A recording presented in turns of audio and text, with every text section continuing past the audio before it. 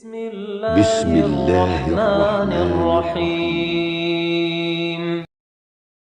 الحمد لله نحمده ونستعينه ونستغفره ونعوذ بالله من شرور أنفسنا ومن سيئات أعمالنا من يهده الله فلا مضل له ومن يضلل فلا هادي له وأشهد أن لا إله إلا الله وحده لا شريك له وأشهد أن محمدا عبده ورسوله صلى الله عليه وعلى آله وأصحابه أجمعين أما بعد. Kita lanjutkan keterangan dari Syekh Abdus Salam As-Suhaimi hafizahullahu ta'ala.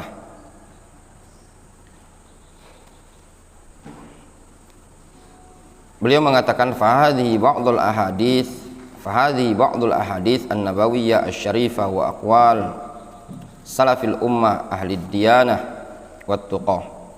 Ini sebagian hadis-hadis dari Nabi sallallahu alaihi wasallam dan juga aqwal salaf umat ini ahli diyanah wat tuqah, orang-orang yang memiliki agama dan ketakwaan, wa ahluz zuhdi wal wara', orang-orang yang memiliki kezuhudan dan kewaraan.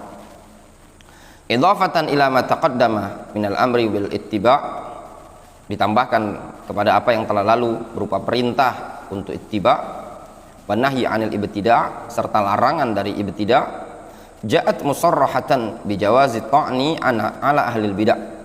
Datang nas-nas, keterangan-keterangan yang menjelaskan tentang kebolehan membantah atau mengkritisi ahlul bidah, wa bayani halihim linnas, serta menjelaskan kedudukan mereka, kondisi mereka kepada umat manusia. Bal addahum dzalika minal wajibat allati la yaqumud din illa biha, bahkan menggolongkan yang demikian itu atau mereka menggolongkannya termasuk perkara yang wajib yang tidak akan bisa agama ini tegak melainkan dengan perkara tersebut adanya at-tahdzir minal bidah wa min ahliha. Wa anna dzalika min babil jihad fi sabilillah, dan yang demikian itu merupakan bagian dari jihad di jalan Allah Subhanahu wa taala. Ar-raddu ala ahlil ahwa'i wal bid'ah, membantah ahlul ahwa'i wal bid'ah digolongkan oleh para ulama minal jihad fi sabilillah, termasuk bagian dari jihad di jalan Allah Subhanahu wa ta'ala. Disebutkan keterangan di bawah itu, bal ja'alahu al-ba'du min babi jihadil khawas, bahkan sebagian para ulama menggolongkannya bagian dari jihad yang khusus.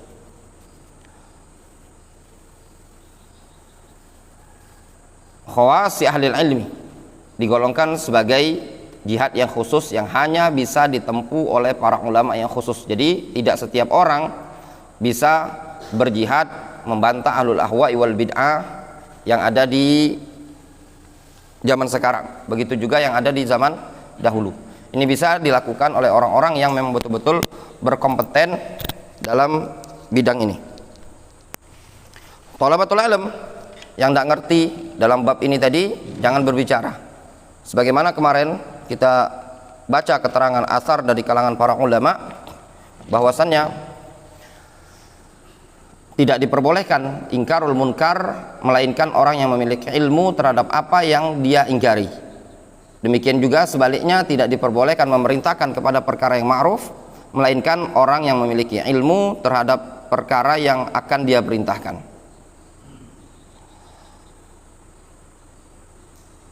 Jihaduhum yakunu bi bayanil haq linnasi wa da'watin nasi ilaihim wa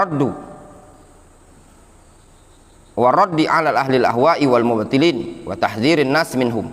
Jihad mereka, jihad para ulama ahlul ilmi al-khas, yaitu menjelaskan kebenaran kepada umat manusia, mengajak umat manusia kepada kebenaran tadi, wa raddi 'ala ahli al-ahwa'i wal mubtilin, dan juga membantah ahlul ahwa'i wal mubtilin, wa tahdzirin nasi minhum, serta memberikan peringatan kepada umat manusia dari mereka.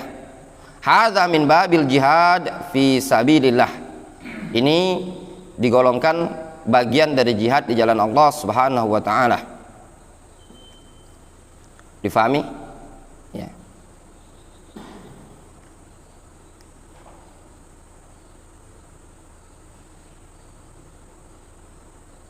Kemudian kita kembali ke kalam Syekh yang di atas, yu'azi min haitsu syaraf.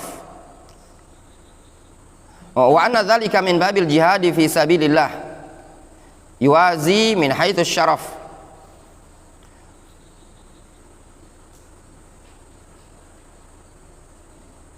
Wa nablul maqsadi jihadul a'da bis sayf was sinan.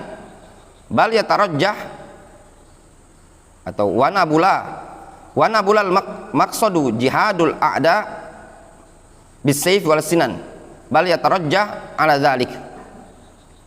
Membantah ahlul ahwa'i wal bid'ah itu kan disebutkan bagian dari jihad di jalan Allah Subhanahu wa taala. Yuwazi min haitsu syaraf, bisa setara dari sisi kemuliaannya, ya, standing. Wanabula al maqsad, ya. Dan tujuan yang termulia jihadul a'da adalah memerangi musuh bisayf wasinan, dengan pedang dan tombak. Bal yatarajjah ala dzalik, bahkan terkadang lebih berat, maksudnya memerangi ahlul ahwa'i wal bid'ah itu lebih rajih, ya, dibandingkan memerangi musuh dengan sayf wasinan.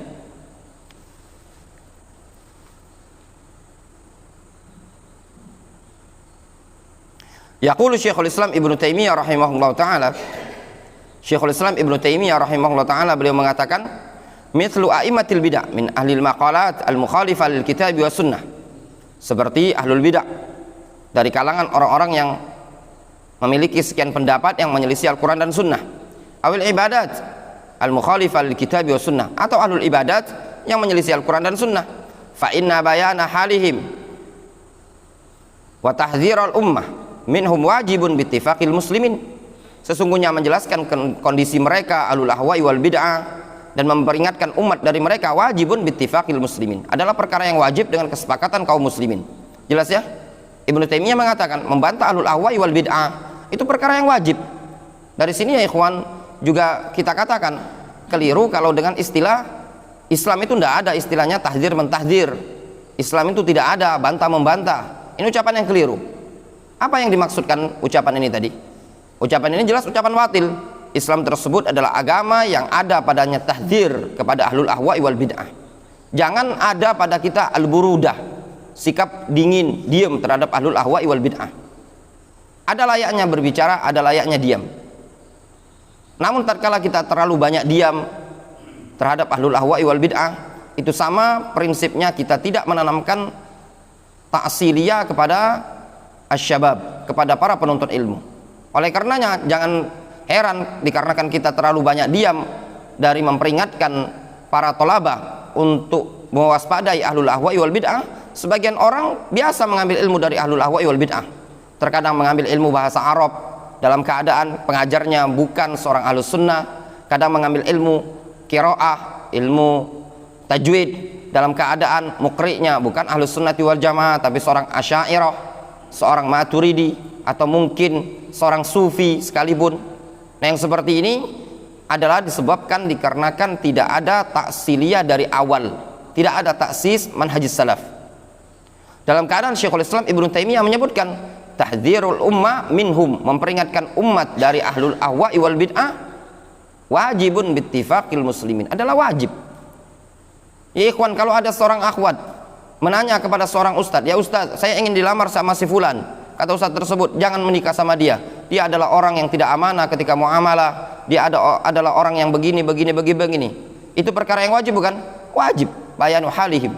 Al-Imam An-Nawawi rahimahullah ta'ala menyebutkan ghibah itu hukumnya haram, disebutkan dalam kitab Riyadhis Shalihin. Namun beliau menyebutkan bab ma yubahu minal ghibah. Dalam Riyadhus Shalihin ada bab namanya bab ma yubahu minal ghibah, disebutkan dalam Kitabul Manhiyat. Kitabul Manhiyat ada bab namanya bab ma yubahu minal ghibah. Al-Imam An-Nawawi rahimahullah ta'ala menyebutkan ada 6 perkara dibolehkannya ghibah. Di antaranya yang disebutkan adalah wa muhadzirin, orang yang memberikan peringatan. Namun ditanbih oleh Al-Imam An-Nawawi di situ, hati-hati jangan sampai masuk padanya hasad. Ya, memberikan peringatan kepada umat dari bahaya seseorang. Dikatakan oleh Al-Imam An-Nawawi, semalam kita kaji di Tauhidur Rahman, disebutkan oleh Imam An-Nawawi, minha, kata Imam An-Nawawi, idza ata al-mutafaqqih, apabila ada orang ingin belajar, ila rajulin min ahlil bidah, atau ila mubtadi'in, atau ila fasiqin, apabila ada seseorang ingin belajar kepada mubtadi' atau kepada orang yang fasik, maka wajib bagi seseorang yang mengetahui kondisi si fasik ini tadi atau kondisi ahlul bid'ah ini tadi untuk menjelaskan kepada orang yang ingin belajar tadi. Bukan kita diam. Oleh karenanya perlu terkadang kita menganjurkan, membimbing para syabab, para abna kaum muslimin untuk menjauhi, ya, belajar-belajar dari ahlul ahwai wal bid'ah. Tapi tatkala kita diam, kita biarkan begitu saja, apa yang akan dia dapatkan? Memungkinkan dia menyimpang, memungkinkan dia terjerumus pada pemikiran ahlul kalam wal falsafat. Coba kalau kita mau melihat, apa ada dari kalangan mereka, dari kalangan ahlul ahwai wal bid'ah menganjurkan untuk belajar ke kita? Tidak ada. Coba lihat, tanyakan kepada mereka-mereka, dianjurkan tidak belajar dengan ma'had ini, pondok ini, pondok ini? Kata mereka, tidak, ini pondok Wahabi Salafi. Ya. Tapi coba kalau kita sebagian thalabatul ilm ingin belajar kuliah, sedangkan di sini tempat markaznya, kandangnya pemikiran falasifah, ahlul kalam, di sini banyak kumpulan ahlul ahwa'i wal bid'ah, kita diam begitu saja. Tidak ada at-tahdzir, tidak ada peringatan sama sekali. Ya, atau di sini adalah tempat paranya ikhwanul muslimin. Terkadang kita memperingatkan umat dari bahaya A, B, C, namun dalam keadaan kita dari sisi yang lain kita menipu umat. Ya. Tidak cukup dalam agama ini tadi mujmal, waspada dari kebid'ahan, waspada dari kebid'ahan, waspada dari kebid'ahan. Tapi perlu terkadang orang, di mana tempat bid'ah? Katakan dengan jujur, universitas ini bid'ah, ma'had ini bid'ah, ini bid'ah, punya pemikiran begini, ustadznya mengajar begini, dosennya mengajar begini. Terkadang perlu. Kalau dulu sesuatu orang yang ingin belajar diperingatkan oleh para ulama, jangan ke sana, jangan ke sana. Kalau sekarang terkadang tatkala kita diam, itulah yang menyebabkan para syabab, ya, anak-anak muda sekarang biasa saja, bukan sesuatu yang dianggap mengerikan untuk belajar dengan ahlul ahwai wal bid'ah. Sehingga tatkala didapat dari belajar dari tempat-tempat seperti ini, karena mereka belajar dari tempat ahlul ahwa'i wal bid'ah, ketika mereka mengajar, hilang keberkahan ilmu tadi, dikarenakan diambil dari ahlul ahwa'i wal bid'ah. Mungkin ada beralasan, saya walaupun belajar dari ahlul ahwa'i wal bid'ah, saya akan mengaji juga dengan ahlus sunnah, mengambil ilmu dengan ahlus sunnah. Kita katakan iya, mungkin engkau lakukan seperti itu. Tapi di antara prinsip ahlus sunnah wal jamaah, tidak adamul mujalasah, tidak duduk-duduk, walas sama, tidak mendengar, wala mukhalatoh. Tegakah antum duduk di kampus, ya, satu kelas bertiap hari di sini, mungkin teman antum sekampus berasal dari suatu pondok yang di sana sudah dikaderisasi dengan pemikiran-pemikiran dia. Yang ini antum akan ketemu yang seperti ini lagi, antum akan ketemu yang seperti ini, dan ketemu dosennya antum ternyata anti salafi, sampai mengatakan salafi setan berjenggot, ya, dengan berbagai macam ungkapan-ungkapan dari kalangan ahlul ahwa'i wal bid'ah kepada ahlus sunnah. Betahkah antum seperti itu? Antum duduk istifadah dengan dia, mungkin antum ketemu. Nah, ini semua ihmad, ya, mematikan prinsip ahlus sunnati wal jamaah. Mungkin dengan tujuan, oh saya ingin belajar, dituntut oleh orang tua, ngambil S1, ngambil S2, S3. Itulah ikhwan, mungkin hilangnya keberkahan ilmu yang ada pada kita sekarang ini tadi. Kalau kita mau melihat bagaimana dulu para ulama salaf, bahkan para ulama zaman sekarang sajalah, ya, Syekh Ibnu Utsaimin, apakah beliau seorang doktor? Ternyata tidak. Muhammad bin Ibrahim, apakah seorang doktor? Ternyata tidak. Muqbil Al-Wadi'i, doktorkah? Seluruh masyayikh Yaman bukan adalah seorang yang belajar sekolah, tidak ada. Tapi Allah SWT bukakan dakwah Ahlus Sunnah di negeri Yaman melalui mereka yang tidak mengenyam sekolah pendidikan bergelar akademik, nggak ada. Ternyata keberkahan itu datang dari Allah Subhanahu wa taala. Ada di sana orang-orang yang doktor. Aqil Al-Maqtari, seorang doktor, min tulabi Syekh Muqbil, tenggelam. Hatta Abul Hasan Al-Ma'ribi yang ada di Ma'rib, Abul Hasan, kata Syekh Muhammad Ba Musa kemarin ketika anak ketemu di Mekah, kata Syekh Muhammad Ba Musa, ya akhi Abul Hasan, mata dzikruhum fil Yaman. Abul Hasan sudah mati penyebutan di Yaman. Di mana Abul Hasan sekarang? Tidak ada di Yaman, kadang ada di Mesir, kadang ada di sana, kadang di sini. Markisnya saja kadang tidak terlalu terurus oleh Abul Hasan. Yang dakwah adalah masyaikh kita Ahlussunnah yang keliling dari ujung Syamal dan Janub, utara dan selatan. Untuk lihat, sehingga dari sini difahami keberkahan itu datangnya dari Allah Subhanahu wa taala. Sebagian tulabnya Syekh Muqbil ada yang bergelar doktor, seperti Aqil Al-Maqtari. Di mana Aqil Al-Maqtari sekarang? Apakah punya pondok pesantren? Apakah terkenal dengan dakwanya? Demikian juga mereka-mereka sebagian dari tulabnya Syekh Muqbil yang seorang doktor dan yang lainnya terlalu banyak juga. Tapi ternyata dakwah Ahlussunnah dipegang di negeri Yaman oleh mereka-mereka tulabnya Syekh Muqbil yang tidak mengenyam pendidikan kecuali Darul Hadits Dammaj. Dari sini kita bisa ambil faedah ibrah, ya, bahwasanya keberhasilan dalam suatu dakwah, keberhasilan dalam tarbiyah bukan semata-mata adalah akademik pendidikan, tetapi keberkahan datangnya dari Allah Subhanahu wa taala. Bukan berarti kita dilarang untuk sekolah, untuk mengejar mungkin sarjana S1, S2, S3, tapi jangan korbankan untuk duduk bertahun-tahun. S1 5 tahun duduk dengan ahlul ahwa'i wal bid'ah, S2 duduk 2 tahun dengan ahlul ahwa'i wal bid'ah, S3 juga kita bertahun-tahun duduk dengan ahlul ahwa'i wal bid'ah. Apakah tidak merusak hati prinsip seperti ini tadi? Kalaupun seandainya dia mungkin masih tetap istiqomah, namun minimalnya dia telah tersakiti. Coba antum bisa bayangkan, antum duduk di masjid, ada di masjid, ya. Ternyata penceramah khutbahnya ini tadi menyampaikan tentang keutamaan Maulid Nabi, keutamaan Isra Mi'raj. Gimana perasaannya antum? Kira-kira, Firhan, antum khutbah saja duduk ini sebentar lagi 27 Rajab. Ini di bulan Rajab. Antum duduk di sebagian masjid, antum dengarkan baik-baik. Paling 20 menit, paling 30 menit. Itu dadanya antum panas. Ya nah? Gimana kalau setiap hari antum akan ketemu, besok ketemu lagi, lusa ketemu lagi, lusa ketemu lagi. Gimana perasaan? Nah, coba antum pernah ngalami kuliah di tempat seperti itu? Pernah enggak ada dosen yang bikin antum sakit hati? Hah? Semuanya. Kadang dia nyindir, antum kira jangan enggak ada nyindir. Antum punya prinsip Allah Subhanahu wa taala di atas langit. Dosennya antum punya prinsip Allah Subhanahu wa taala tidak berada di ketinggian. Antum diam, mau protes tidak mungkin. Ya. Dan itu antum akan alami bertahun-tahun terus seperti itu. Inilah prinsip Ahlus Sunnati wal Jamaah, dilarang untuk duduk-duduk dengan ahlul ahwa'i wal bid'ah. Dan memperingatkan dari mereka adalah wajib bittifaqil muslimin, dan itu bukan digolongkan tasyaddud, keras, bukan. Itu sebagai bentuk rahmat terhadap umat ini tadi. Hatta qila li Imami Ahmad ibn Hanbal, sampai-sampai dikatakan kepada Imam Ahmad bin Hanbal, ar-rajulu yasumu wa yusalli. Ada seseorang yang puasa salat, dia puasa salat, wa ya'takif, i'tikaf. Antum bisa bayangkan, salat, puasa, i'tikaf. Ahabbu ilaika, lebih engkau cintai? Au yatakallam fi ahlil bid'ah, ataukah orang yang berbicara mengkritik ahlul bid'ah? Mana yang lebih engkau cintai?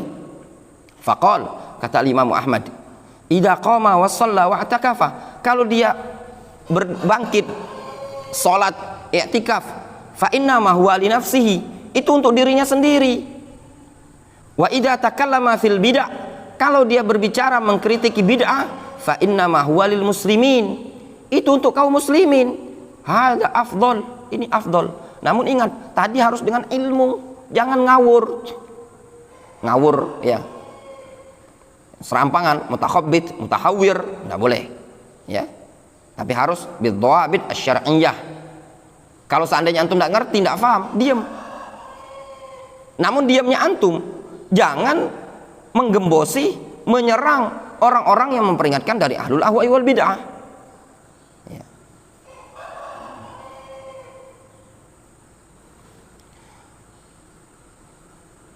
Disebutkan di ta'liq itu, Hal yujad adawatun diniyah baina hadzal imam wa haula'i al-mubtadi'ah? La. Al-amru yata'allaq bid-din wa maslahatid din muqaddamatun ala wa maslahatud din muqaddamatun ala ayyi maslahatin ukhra. Falidzalika qala hadzal kalam. Kata Syekh Abdus Salam di Ta'liq, apakah didapati permusuhan duniawiyah? Hal yujad adawatun dunyawiyah baina hadzal imam haula'i wa haula al-mubtadi'ah? Ada antum dapati permusuhan duniawiyah, permasalahan dunia antara Imam Ahmad dengan mereka ahlul bidah? Enggak ada. Lah, enggak ada. Perkara yang ada berkaitan dengan agama, sehingga maslahatud din, maslahat agama itu muqaddamah, lebih didahulukan ala ayyi maslahatin ukhra, lebih didahulukan dibandingkan maslahat yang lain.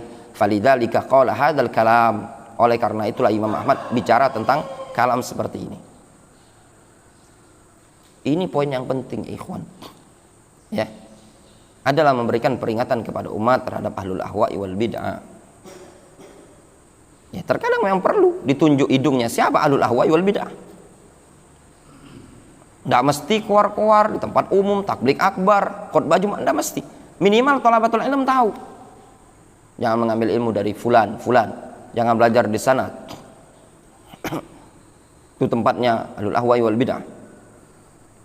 Ada seorang ikhwan nanya, anak perempuannya sekolah di pondok pesantren, tahun ini pengen kuliah. Dia tanya, Ustaz, anak-anak pengen kuliah, kalau menurut antum anak masukkan ke Raden Patah ini, antum, menurut antum gimana? Anak tanya, antum tenang nggak kira-kira kalau antum belajar di sana? Pertanyaan anak kasih pertanyaan ke dia, apakah di sana tempat salafi? Ya. Bukan, Ustaz. Pertanyaan yang kedua, apa hukum belajarnya dengan orang yang bukan salafi? Senyum dia. Tenang enggak antum kalau antum yang belajar di sana? Terdiam. Nah, itulah permasalahannya tadi. Harus 4 tahun dilalui. Ya, paling cepat itu 4 tahun ya. 4 sampai 5 tahun. Antum harus duduk situ. Anak antum sudah antum tata. Dari SMP pondok pesantren, SMA pondok pesantren. Pas kuliah itu sama. Mendingan antum masih mending ya, masih mending.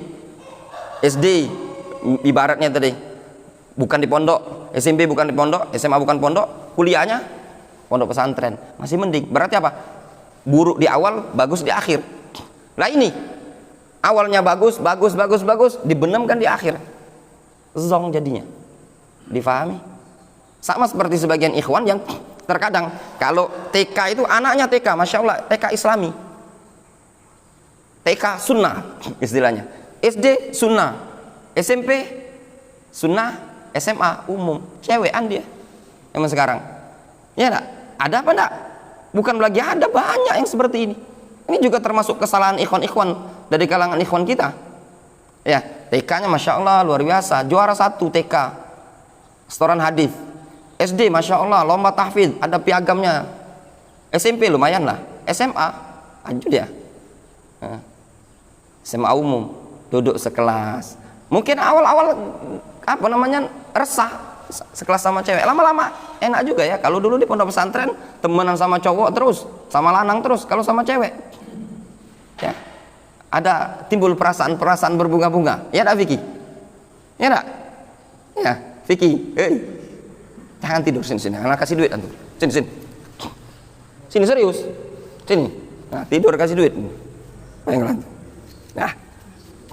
Serius, nah, udah kalah duit dah. Itu titipan uminya antum. Nah. Dihemat. Kalau cukup 3 bulan. Sama si Feros. Siapa ini yang pelaju nih? Mumpung ingat, Vino. Jangan tidur. Antum tidur, enggak dikasih duit. Nah, serius, cepet.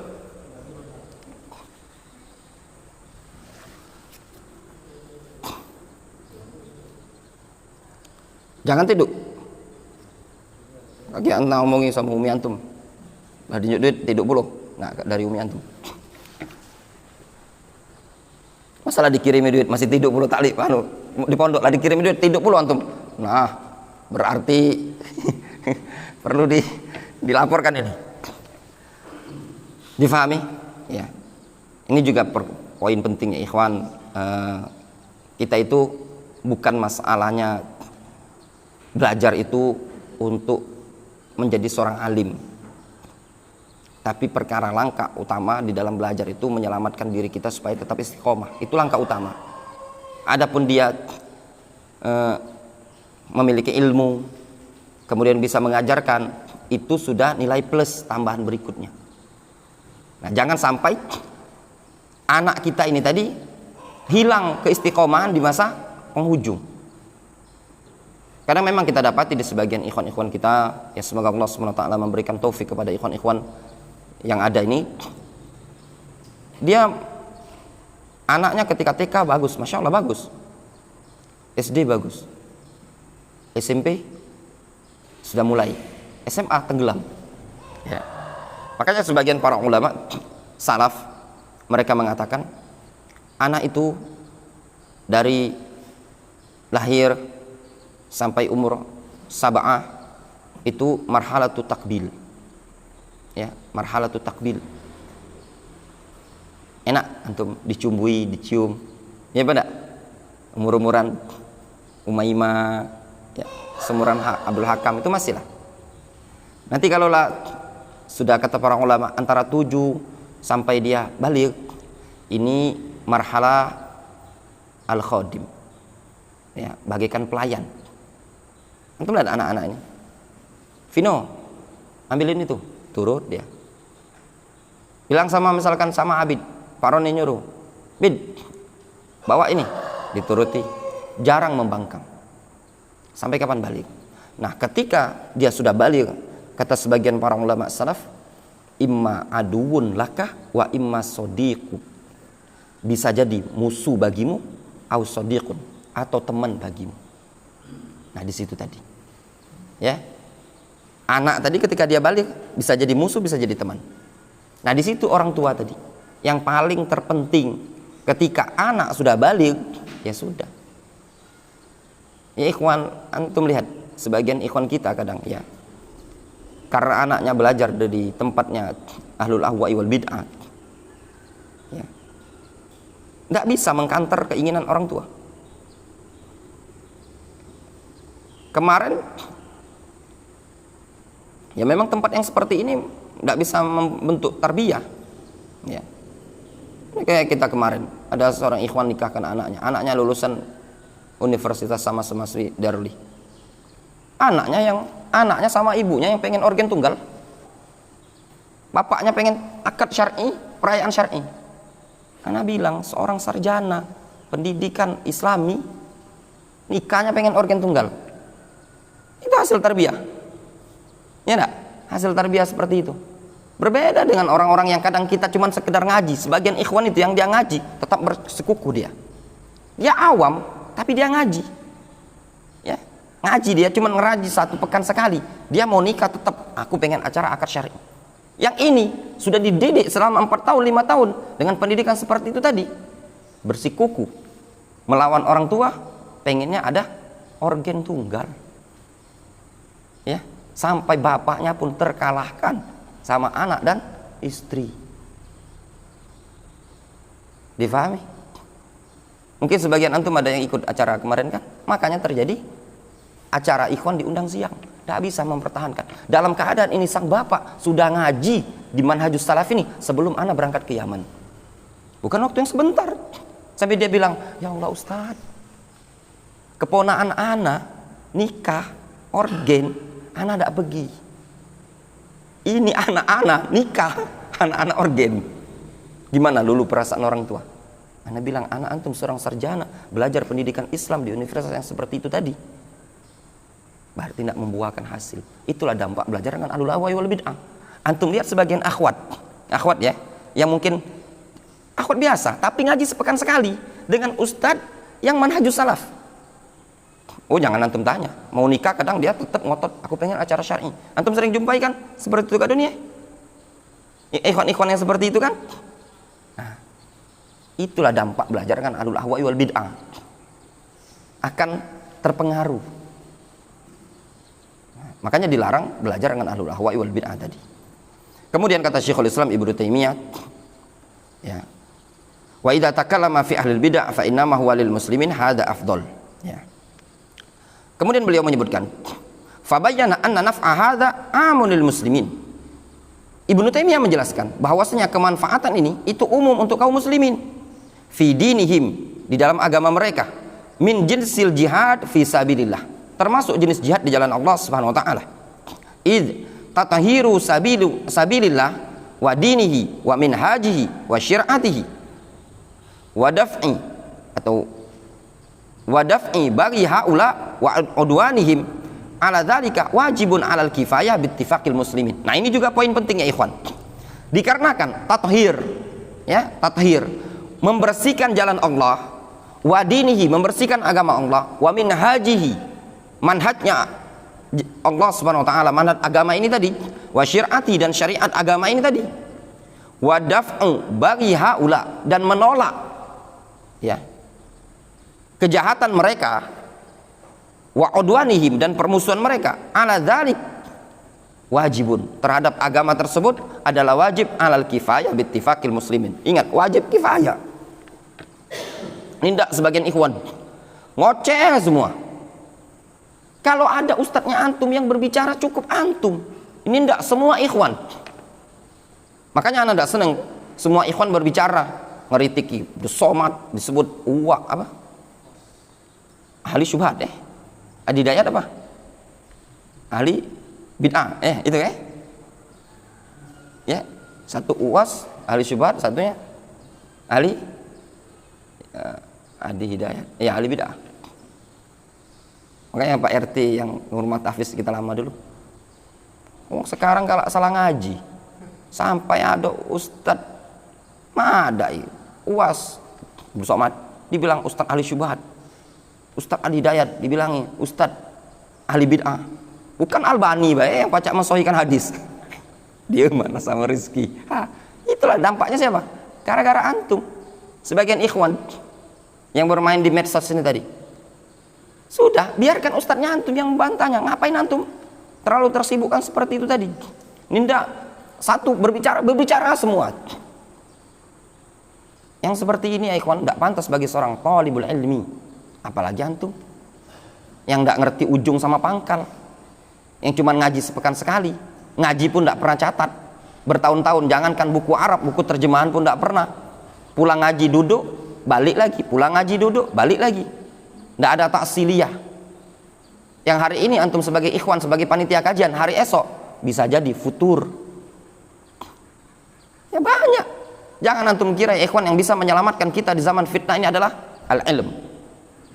Ya, itu ucapan sebagian salaf. Salaf mengatakan al-ilmu yahrusuka, ilmu itu yang menjagamu. Anak pribadi, ya, pernah ketemu ikhwan di daerah Bukit itu yang dia bilang, sebelum ada panitia kajian ini Ustadz, ana itu termasuk panitia kajian dan yang biasa ngundang-undang Ustadz bersama Ustadz Fulan. Kita itu tahun 2003, tapi ana ini termasuk yang futur, gak lagi kajian. Dia ngomong. Berarti apa? Dari situ anak ambil ibrah, ya Allah, 2003 bukan waktu yang sebentar. Sampai dia menyebutkan sebelum ada kajian di masjid ini, kajian ini, kami dulu kajian di sini. Ustadznya disebutkan, ustadznya di Palembang ini. Dan belum ada ustadz ABC, katanya. Belum ada majelis ini. Kami dulu ke Gresik, nemu Ustadz Aunurofi, katanya kami ke sini, nemu Ustadz Yazid kami ini. Kami ngundang Ustadz Daurah di Palembang 23. Anak lagi belum mondok, masih SMA, putih biru. Bayanglah. Lama Pak, lama Ustadz. Cuman anak lama juga udah ngaji. Dari situ bisa diambil apa pelajaran? Hari ini antum panitia kajian, antum hari ini sebagai orang yang dekat dengan Ustadz, kalau tidak antum kantar dengan ilmu, hari esok antum akan menjadi orang awam. Ya. Nah, itu tadi butuhnya ilmu. Makanya belajar, enggak usah petantang-petenteng kayak Imam Jarh wa Ta'dil. Sebagian orang masih belajar dengan ahlul ahwa wal bid'ah di tempat ahlul kalam, ahlul falsafat. Tapi di media sosial seakan-akan muridnya Syekh Muhammad bin Hizam duduk di majelisnya bin Hizam. Seakan-akan duduk di majelisnya Rabi al-Madkhali. Masih belajar dengan ahlul ahwa wal bid'ah, dengan ahlul kalam. Apa namanya? Apa? Almater, apa namanya? Jaket anak kuliah itu? Alma maternya aja masih ada lambang sekolah Ahlul Ahwa wal Bid'ah ini tadi. Kalau di media sosial itu bagaikan seakan-akan orang yang belajar di majelisnya para masyayikh. Sampai ketika anak di Mekah kemarin ada yang tanya, beberapa orang ada yang tanya dari Yaman itu tadi, Ustaz antum kenal si fulan. Bener, belajar di Yaman kah dia? Oh, sampai terkenal di Yaman gara-gara seorang tolib seperti ini. Sampai ada mahasiswa di Jamiah Islamiyah yang tanya ke anak, ini belajar di Yaman Ustaz? Apa enggak? Enggak ada belajar di Yaman, belajar di tempat ahlul kalam, ahlul fasalah, atau ahlul bidah. Ya kita harus jujur supaya tahu. Sebagian juga sama, ya, berkotek dan yang lainnya dalam media sosial. Hal yang seperti ini bukan urusannya para thalabatul ilm. Tugas antum belajar dulu, dan itu pun hukumnya fardu kifayah, bukan fardu ain. Tapi tidak, sebagian thalabatul ilm kadang bicara semuanya. Bicara semuanya. Dan yang seperti ini tidak bagus, ya. Prinsipnya tadi tidaklah berbicara dalam mengingkari kemungkaran melainkan orang yang punya ilmu. Antum punya ilmu enggak? Faham apa enggak? Kalau enggak faham, enggak punya ilmu, ya sudah lebih baik diam, jangan nambahi dosanya antum. Dan jangan coreng dakwah Ahlussunnati wal Jamaah dengan tindakan-tindakan antum seperti itu tadi. Kata hadis, Rasul mengatakan dalam sebagian riwayat yang dihasankan oleh sebagian para ulama, disebutkan oleh Imam Al-Barbahari dalam Syarhus Sunnah, as-samtu najah. As-samtu najah, diam itu keselamatan. Walaupun lafaz seperti ini ada pembahasan di kalangan para ulama. Al-muhim, sangat benar, diam adalah selamat. Kalau antum tidak punya ilmu, diam. Kemudian lihat kata beliau, walaula man yuqimuhu Allahu lidaf'i dharari haula la fasadad din. Kalau bukan adanya orang yang Allah tegakkan, Allah bangkitkan untuk menolak kemudaratan mereka, la fasadad din, niscaya agama ini rusak. Rusak ya ikhwan. Keberadaan para ulama di zaman sekarang luar biasa. Mereka yang menjelaskan kepada umat ini tadi tentang bahaya ikhwanul muslimin, bahaya khawarij yang radikal, pemahaman menyesatnya sufiyah dan yang lainnya. Wa kana fasadu a'dham min fasadi istila'il adu min ahlil harb. Dan rusaknya agama itu jauh lebih besar dibandingkan rusaknya penguasaan musuh dari orang-orang yang berperang. Ketika ada kaum yang berperang, musuh yang menang, itu kerusakan bukan? Kerusakan. Tapi tatkala ahlul bid'ah berkuasa dan menyebarkan kebid'ahannya, itu lebih merusak. Fa inna haula idza staulau lam yufsidu al-qulub. Dikarenakan musuh, kalaupun mereka berkuasa, itu tidak akan merusak hati.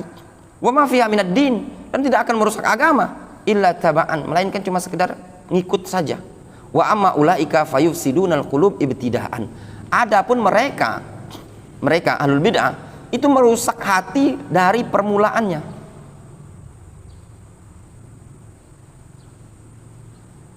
Di situ disebutkan di ta'liq itu sisi penjelasannya. Kenapa? Li'annal kuffar idza staulau ala ba'di biladil muslimin al-qulub ma tafsud. Al-qulub al-hayya bil iman. Dikarenakan orang-orang kafir, kalaupun dia menguasai sebagian negeri kaum muslimin, hati itu tidak rusak. Hati itu hidup dengan keimanan. Antum lihat ikhwan, di sebagian negara barat, ya, ada kaum muslimin, tapi dia istiqomah. Kadang didapati sebagian negara barat, ya, negara kafir, negara orang-orang kufar, mayoritas, tapi di sana didapati ahlus sunnah. Didapati. Inggris ada ahlus sunnah, Amerika ada ahlus sunnah. Negara-negara kafir itu didapati ahlus sunnah salafiyin. Di negara yang mayoritas kaum muslimin, itu luar biasa. Kadang tidak didapati ahlus sunnah, melainkan sedikit sekali. Sebut saja Turki, ya, Turki. Antum mau belajar juga sama, ya. Ini juga perlu ditahdzir. Antum mau belajar apa di Turki? Belajar pemahaman tasawuf? Belajar pemahaman tasawuf? Apa Apa yang mau dibanggakan di Turki? Siapa ulama alim salafi berasal dari Turki? Ya. Kalau bahasanya Syekh siapa pula yang di Saudi itu? Sulaiman Aba Khail. Haula yahtadununa fi Saudiyah. Mereka diasuh di Saudi Arabia, tidak mengenal jasa Saudi Arabia. Yatakallam fi Saudiyah. Mentahdir dari negara Saudi Arabia. Apa yang mau dibanggakan negara ini tadi? Ya. Negara yang penuh dengan pemahaman sufiyah. Kuburan diagungkan. Itu sufi. Anda peringatkan, sebagian orang kadang bangga dengan belajar mau kemana? Ke Turki. Kira-kira apa manhajus salaf diambil di Turki tadi? Antum ada kenal Syekhun Salafi di Turki? Nah, ada ikhwan. Markasnya sufiyah. Tidak ada yang bisa diambil di sana tadi. Sebagian orang Indonesia sama, menjadi kebanggaan. Kuliah di mana? Kuliah di Turki, belajar agama di Turki. Oh alam, antum ada kenal Ustadz Salafi pulang dari Turki? Ada? Antum kan yang ngerti Ustadz di Indonesia? Dari Sabang sampai Merauke. Antum kurnia? Ada? Kenal Ustadz Salafi pulang dari Turki? Ya, di Turki ya ikhwan. Sudah sejak dari zaman dahulu. Antum tanyakan kepada masyayikh kita yang sabitin yang di Saudi, tahu bagaimana negara Turki. Ya. Pemahaman yang diadopsi, yang dilahirkan dari Turki tadi betul-betul pemahaman yang bertolak belakang dengan manhaj akidah ahli sunnah wal jamaah. Di balik ada orang yang mengagungkan Turki di Indonesia ini tadi, ya tidaklah mengagungkan orang yang mengagungkan Turki dan mencela Saudi Arabia, melainkan ikhwanul muslimin. Itu saja. Sebagian orang bilang Turki. Saudi pokoknya segala macam. Saudi itu jadi omongan dia. Yang semazhab dengan mereka, yang sepemahaman dengan mereka.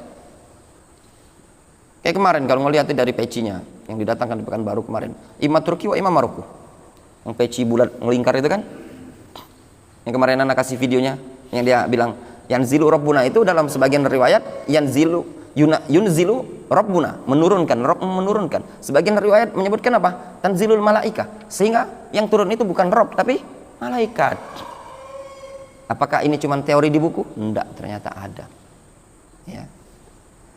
Makanya penting ya, para ulama memperingatkan umat dari ahlul ahwa'i wal bid'ah.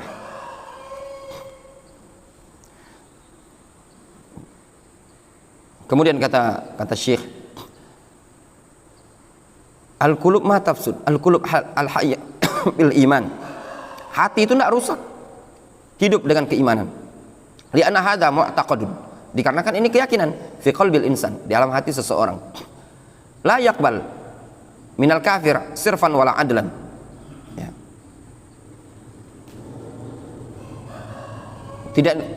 Allah tidak menerima dari orang kafir tersebut sirfan wala adlan. Ini disebutkan oleh para ulama di antara tafsirnya, sirfan wala adlan ini amalan sunnah dan amalan wajib, ya.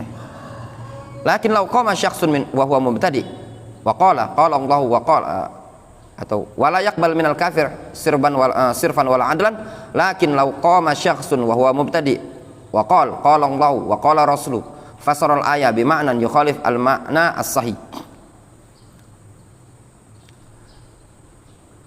Tidak bisa diterima dari orang kafir tersebut, ya. Akan tetapi kalau seandainya ada seseorang dari kalangan ahlul bid'ah, kemudian dia berkata Allah mengatakan begini, Rasul mengatakan begini, lalu menafsirkan ayat dengan makna yang menyelisih makna yang sahih, ja'a bi haditsin dhaif makdzub, datang membawa hadis dhaif, palsu, nasabahu ilan Nabi sallallahu alaihi wasallam, dinisbatkan kepada Nabi, atabil mustabihat, datang membawa yang mustabihat, atabi mithli hadil umur, datangkan seperti perkara-perkara ini, fayaqbal minhu, maka seseorang bisa menerima dari dia.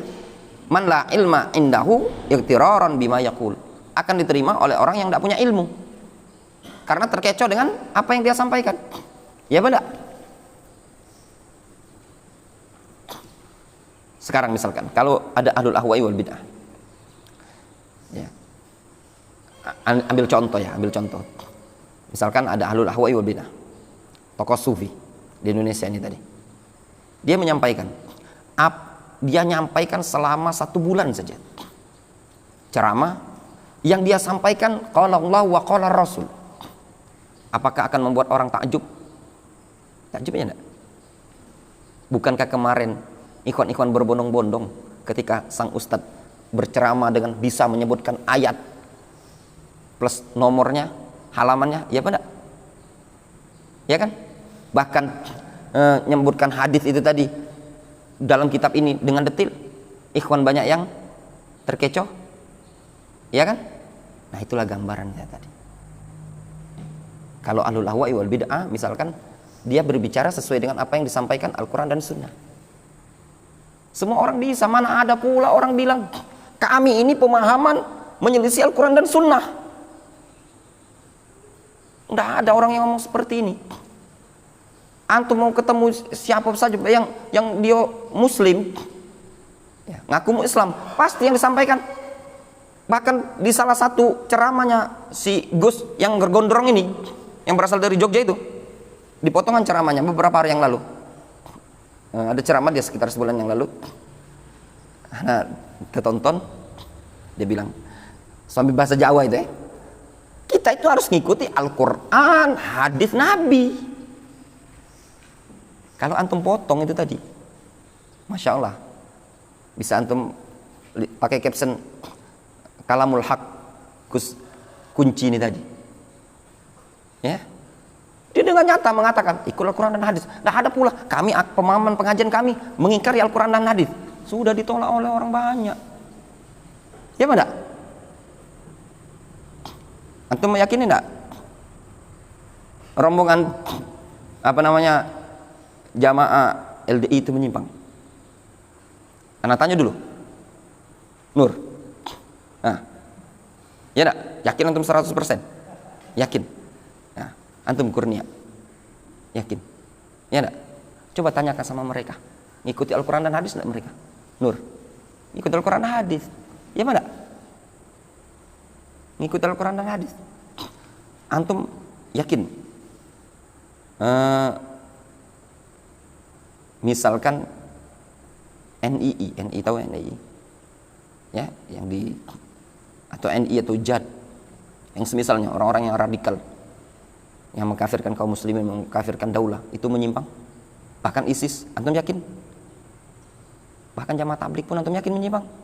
Tanyakan sama mereka, antum ikut Al-Quran dan hadis? Pasti jawabnya iya. Difahami? Nah, maka tidak cukup kepada Al-Quran dan hadis.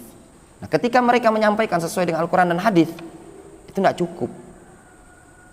Mana ada pula orang ngomong kami akan menolak hadis, menolak Al-Quran, terang-terangan seperti itu. Tidak, sesuatu yang tidak mungkin. Ya. Ketika anak pernah dulu mau numpang ceramah di masjid dekat Yabu Naya itu marbutnya bilang dulu. Anda ingat yang tahun 2015? Anak pulang Desember 2014, 2015 bulan Maret sebelum Ramadan, Anda ingat? Baru 3 bulan anak di Palembang ini mau pengen numpang ceramah. Anak lihat masjid rame, itu lagi konyol-konyolnya dulu. Raminian. Cobalah kalau diizinkan ceramah, kebetulan ustadznya lagi tidak kati. Memang tidak datang. Masjid Lanu, masjid lama, masjid lama. Kata marbutnya, tapi bukan bapak yang sekarang ini. Apa pemahaman kamu? Al-Quran dan hadis, Pak. Oh ya sudah, bagus. Kami omongkan dulu sama pengurus. Ngobrol dulu sama Pak Bitas, beberapa itu tadi. Disampaikan, nah ini ada ustadz pemahamannya Al-Quran dan hadis. Coba kalau ngomong, anak salafi, Pak. Tidak akan diizinkan. Karena semua orang pasti akan mengatakan Al-Quran dan hadis.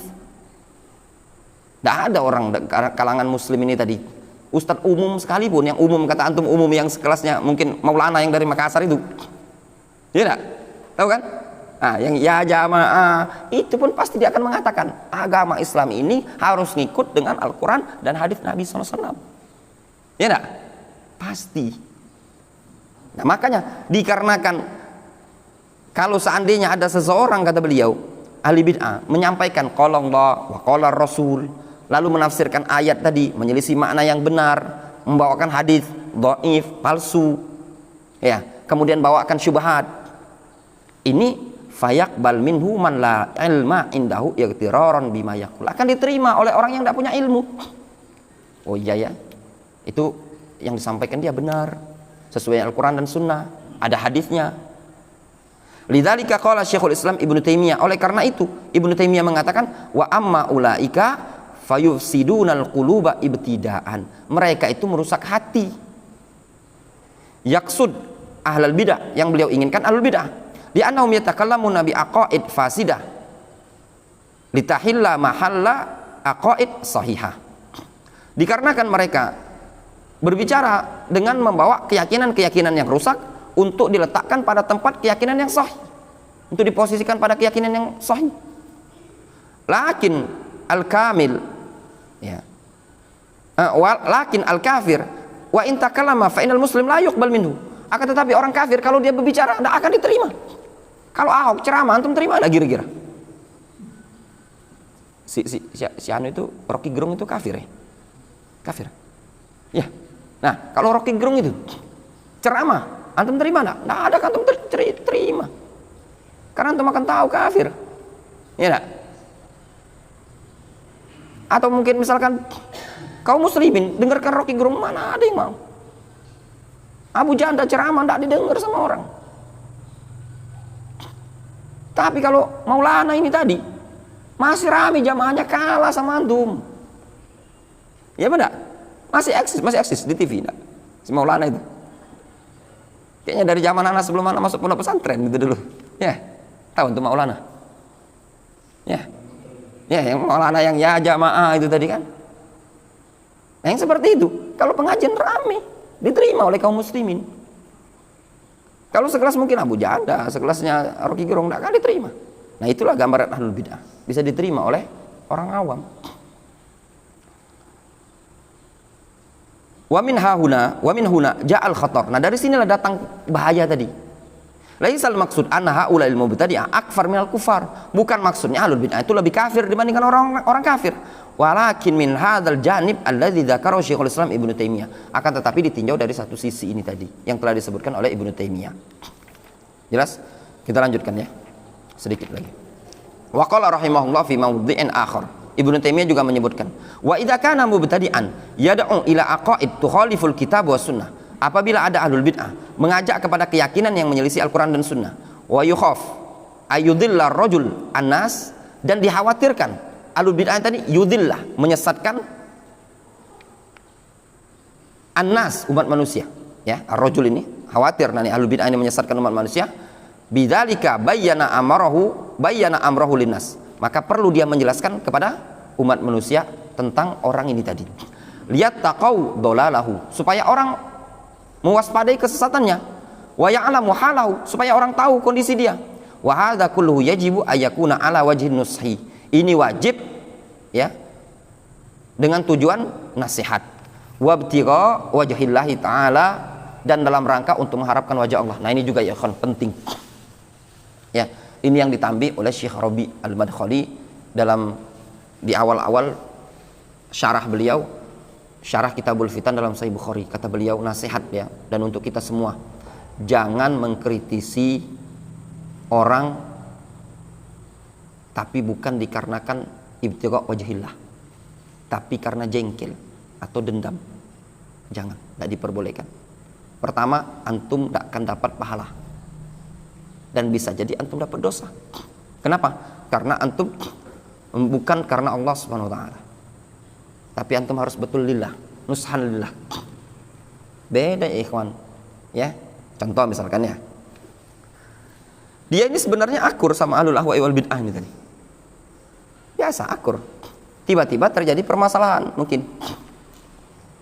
Ya. Di satu masjid dianya diberhentikan, ahlul bid'ahnya masih tetap. Sehingga dia berbicara mengkritik ahlul bid'ah tadi, bukan nushan lillah, tapi karena jengkel. Nah, itu tadi, itu tidak diperbolehkan. La li hawa syakhsi ma'al insan, bukan dikarenakan hawa nafsu seseorang bersama orang lain, tidak boleh. Ya, lihat disebutkan, al insan yajibu ayya'taqid hadzal mu'taqad, seseorang wajib meyakini keyakinan seperti ini. Fayakunu inkarhu lil munkar wa radduhu lil bid'ah wa sahibil bid'ah laisa li hawa fi nafsihi aw adawatin syakhsiyatin li sahibi hadzal kalam. Nah, ini lihat kata beliau ya. Maka pengingkaran seseorang terhadap kemungkaran, bantahan dia terhadap bid'ah dan sahibil bid'ah, bukan dikarenakan hawa nafsu yang ada dalam dirinya, au adawatin syakhsiyah, atau dikarenakan permusuhan secara person, ya, li sahibi hadzal kalam, bagi orang yang memiliki kalam bid'ah ini tadi. Difahami? Nah ini juga yang kadang di kalangan salafi ini ya, bau-bau seperti ini ada. Kadang bau-bau seperti ini ada. Merasa tersaingi atau merasa permainan hati sehingga berbicara. Yang itu nahdir, yang ini nahdir. Ini Darli. Nahdir. Nahdir Gilang. So ditahdir. Sama-sama ustadz ini. Gilang diam. Kayaknya mentok, jengkel. Sebenarnya si Gilang ini tidak ada juga, si Darli nahdir Gilang dengan sekian banyak alasan. Sebenarnya sama-sama ahlu sunnah, ya. Muncul kejengkelan sama si Gilang. Gilang dah nahdir pula, balas nahdir.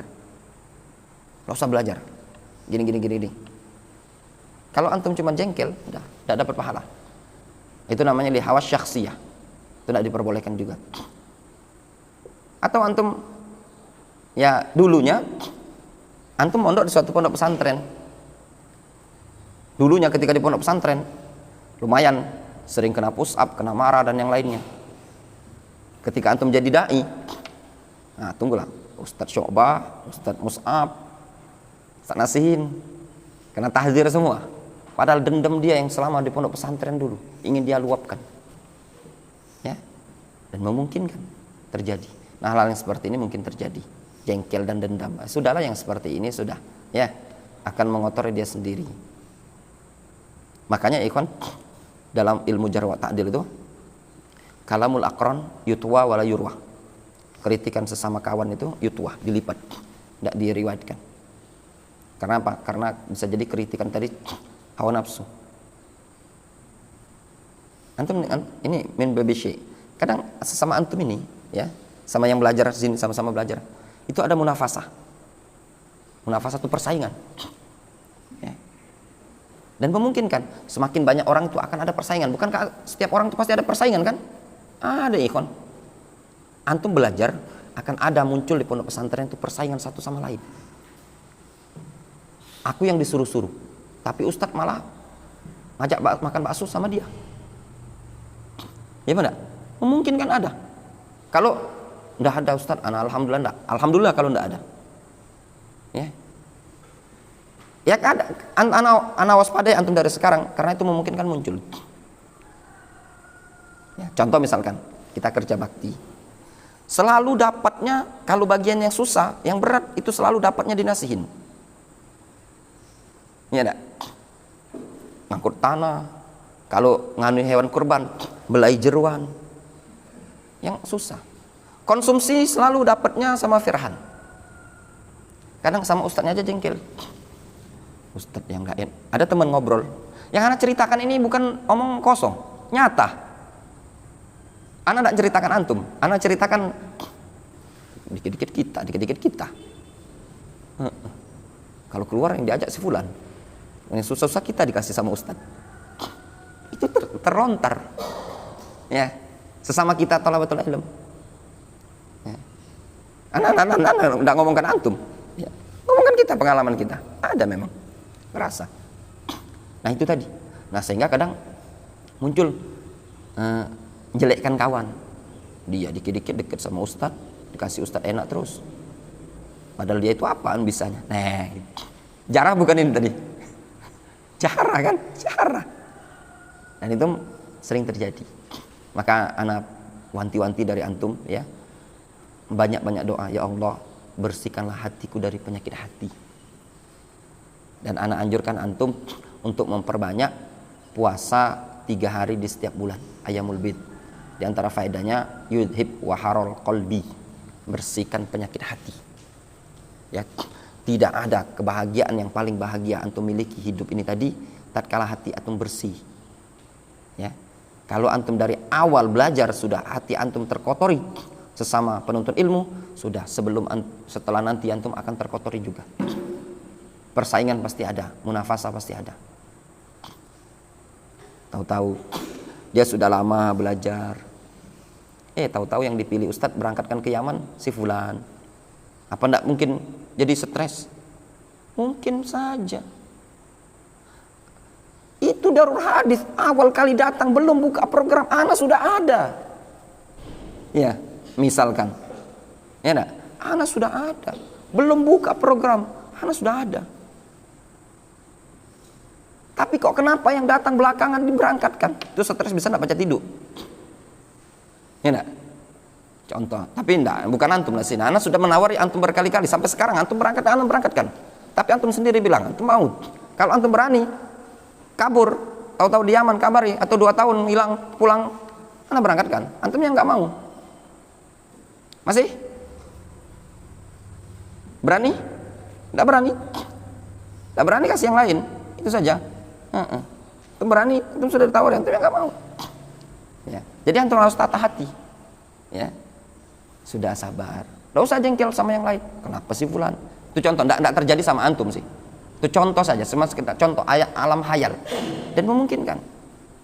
Atau misalkan dia sudah lama belajar, tahu-tahu nikah dimodali sama ustadz. Saya kok nikah biaya sendiri nih. Nah yang seperti ini ada namanya munafasah. Akhirnya keluar jarah dan kritikan.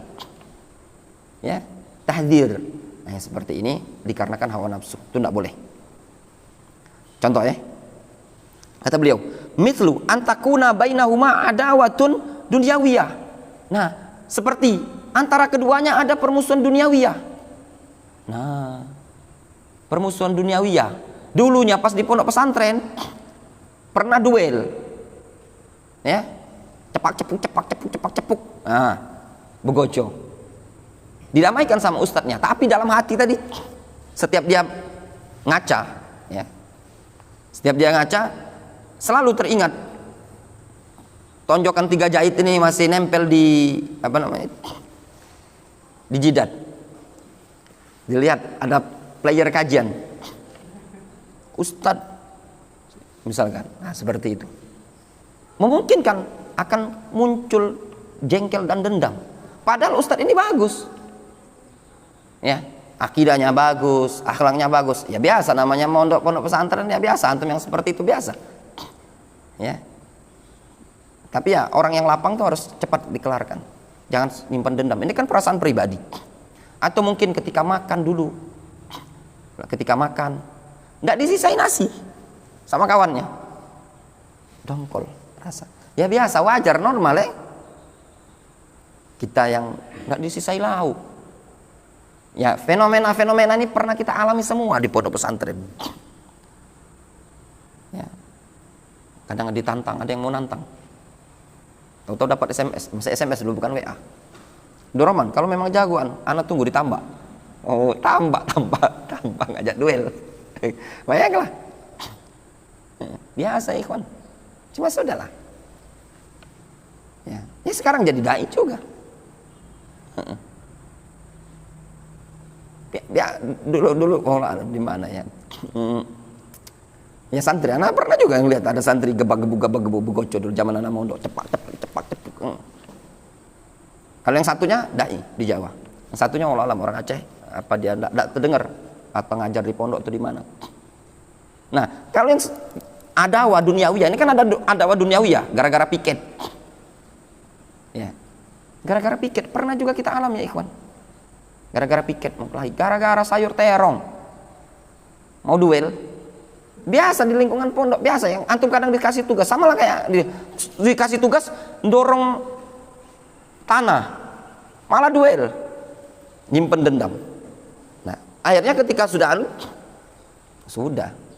Zubair mentahdzir Aiman telah memiliki penyimpangan, 20 penyimpangan, isyruna ma'khadan ala Aiman.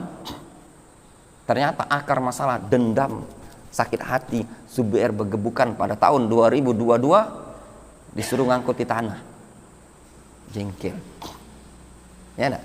Mana Azam kecil balik ya. Nah yang seperti ini ya ikhwan, tidak diperbolehkan, tidak teranggap. Jangan karena hawa nafsu, berarti antum tidak boleh. Atau tahasud, hasad tadi, nah hasad, antum mentahdzir karena hasad sama dia.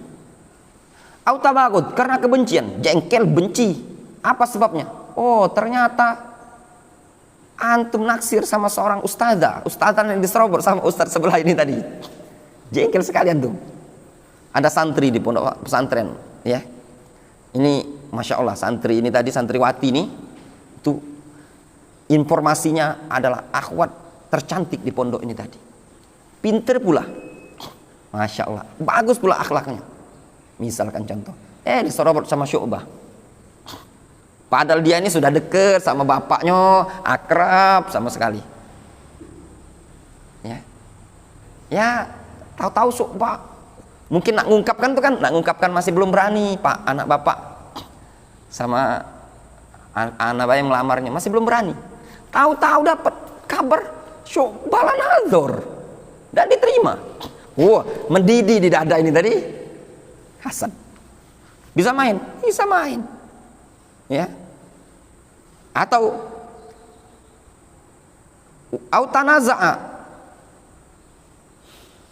tanazu'un ala riyasah, atau tanazu' ala riyasah, perselisihan dalam kepemimpinan. Difahami? Kalau istilahnya itu, kalau mahasiswa itu apa? Ketua BEM, kalau sekolah-sekolah rohis. Nah, mungkin ketua santri apa? Mas'ul kata dia mana? Terpilihlah, dicalonkan dua kandidat. Siapa yang layak kita jadikan mas'ul? Ternyata kawan-kawan lebih memilih si fulan jadi mas'ul. Yang ini mungkin jadi wakilnya. Tapi dia merasa dongkol sekali, sakit hati. Perselisihan masalah riasah. Fayatakallam bimasawihi mudhiran linashi. Sehingga dia mengkritiki keburukan-keburukan orang yang dikritik tadi dengan menampakkan sebagai bentuk nasihat. Difahami? Nah, misalkan dua ini, ketuanya siapa? Mas'ul. Kalau kita diamin istilahnya Mas'ul Tulab Indonesia. Ketua PPMI, ya istilahnya. Sekarang kan ada istilah PPMI, ya, Persatuan Pelajar Indonesia, PPMI. Nah, itu tadi. Tahu-tahu terpilihlah sama dia. Jengkelnya luar biasa dia. Nah, yang seperti ini juga. Atau misalkan kalau dalam suatu masjid misalkan. Jadi ketua DKM dia terpilih, jengkel dan yang lainnya. Sehingga dia mengkritiki orang lawannya tadi, menyebutkan kesalahan-kesalahan dia, keburukan-keburukan dia dengan mengesankan sebagai bentuk nasihat. Wa qasduhu fil batin al-ghad min asy-syakhsi. Ya. Wastifa'uhu minhu fahadha min amali syaitan. Namun kata Ibnu Taimiyah, tujuannya di batin dalam hatinya al-ghad min asy-syakhs. Ya. Karena ingin jatuhkan seseorang tersebut dan menunaikan niatnya tadi. Ya. Fahada min amali syaitan, ini memang tindakan syaitan. Difahami? Itu tidak diperbolehkan. Fassalaf as-salih min as-sahaba wa tabi'in wa man tabi'ahum ala minhajihim qad in aqada ijma'uhum ala dhammil bid'ah wa ahliha wa tahdhir minha wa min ahliha ittiba'an lil kitabi wa sunnah fal wajib ittiba'uhum fi dzalika. Ya. Kata beliau, salafus saleh dari kalangan sahabat dan tabi'in dan orang yang mengikuti mereka di atas manhaj para sahabat, sungguh telah ada ijma' mereka dalam mencela bid'ah dan ahli bid'ah, memperingatkan dari bid'ah dan ahli bid'ah. Sebagai bentuk mengikuti Al-Quran dan Sunnah, maka wajib mengikuti salaf dalam perkara tersebut. Difahami? Jangan ada niatnya tadi niatan yang buruk, ya, niatan yang tidak bagus ketika mengkritiki ahlul ahwa'i wal bid'ah, ataupun ketika dia mengkritiki seseorang dari kalangan ahlus sunnati wal jamaah, ya, itu tidak diperbolehkan, ya. Jelas ya? Ini poin penting yang disebutkan oleh Syekhul Islam Ibnu Taimiyah. Ya, terkadang qasduhu, ya, tujuannya tadi apa? Secara batin al-ghaddu minasy-syakhsi wastifa'uhu minhu. Cuman untuk melampiaskan, ya, kebenciannya dan menunaikan hajatnya dia tadi. Itu tidak diperbolehkan. Jadi ada pelampiasan, itu tidak diperbolehkan. Supaya puas-puasan lah, itu tidak diperbolehkan. Ini termasuk amalus syaitan, tapi betul-betul lillahi ta'ala. Yang antum kritik tadi, difahami? Nah, kalau antum tidak bisa menjaga diri untuk lillahi ta'ala, mungkin antum lebih baik memperbanyak menjaga hati. Wallahu ta'ala a'lam bishawab.